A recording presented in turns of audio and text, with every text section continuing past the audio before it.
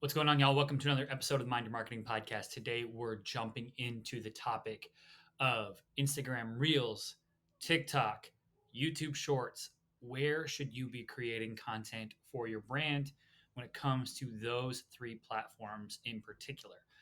Now, this isn't going to be fun because my answer is going to be largely based on our favorite saying as marketers, it depends. But I want to go through each of the scenarios where I think that these platforms could be utilized and what type of brands could really benefit from using them.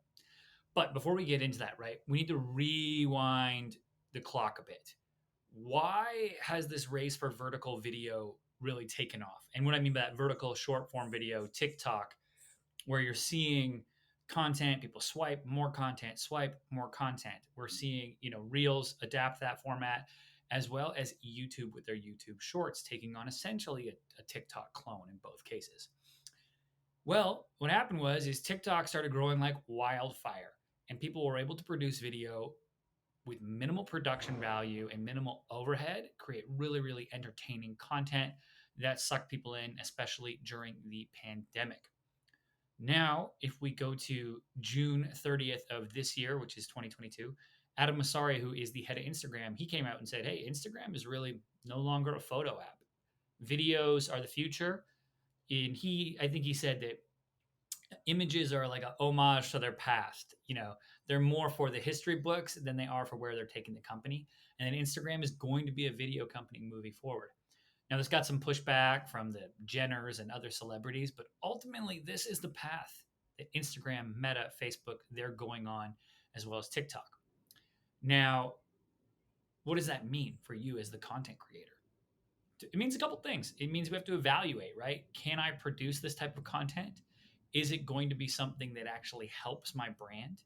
And am I sticking out and creating connections with customers, or am I just fitting into the algorithm and jumping on a trend? So I kind of want to go through each of the platforms, some of the benefits for your brand, and then also some things to look forward or look out for.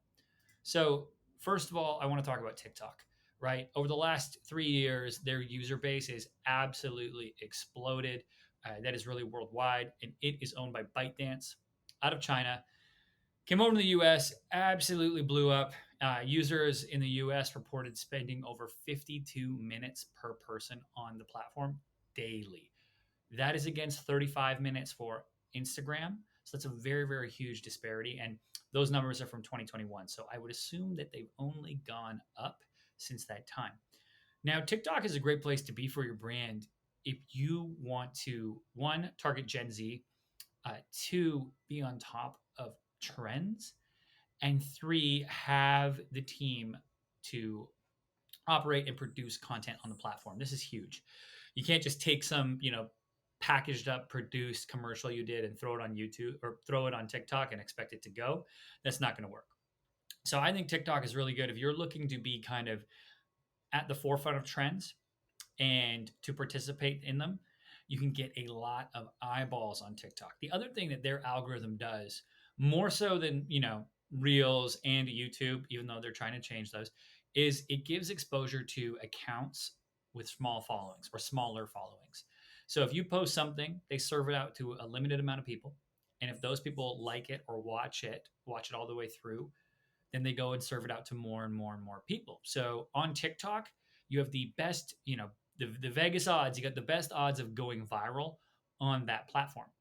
Now, does content on that platform actually convert? Does it actually drive brand engagement? Tough to say. One of the things with TikTok is if a person goes on for 20 minutes, they might see 100 to 200 videos in that time from a bunch of creators. So I don't know how much impact we're making.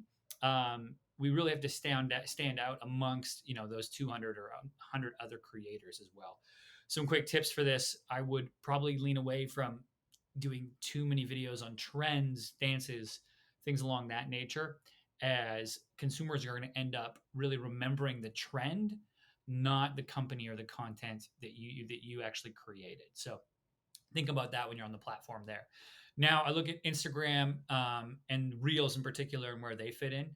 Reels is interesting because you're able to harness, your previous follower base that you may have built up over years and promote to them. Uh, the other thing that Meta has really dialed in, and this is where I think they are superior to TikTok, their advertising capabilities and platforms. You're able to advertise, not only boost your reels, but actually do some targeted ads in that format of vertical video that just produce much better conversions. So what we're seeing on the agency side is more conversions coming through video promoted content.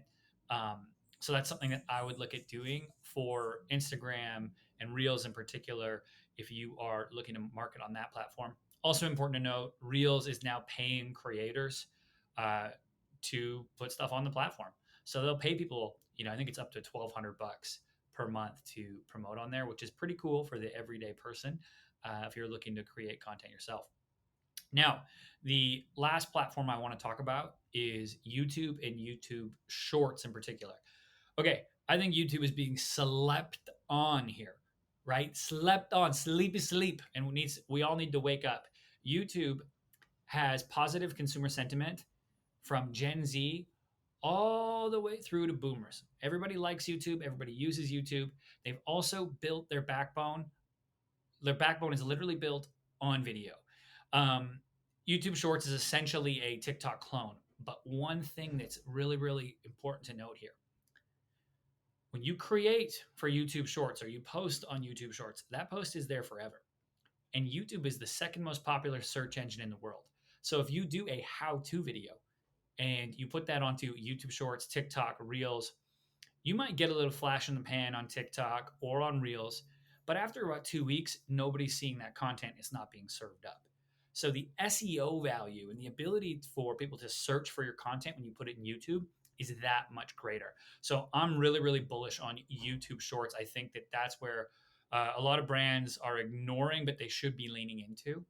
It also works as a tool because YouTube allows you to put long form content as well, where I think you can really make connections between brands and consumers.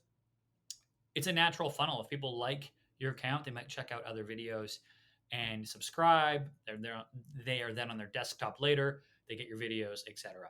So when you're evaluating those platforms, those are some important things to think about. I am interested to know what y'all think. What are you doing? Where are you leaning with your marketing?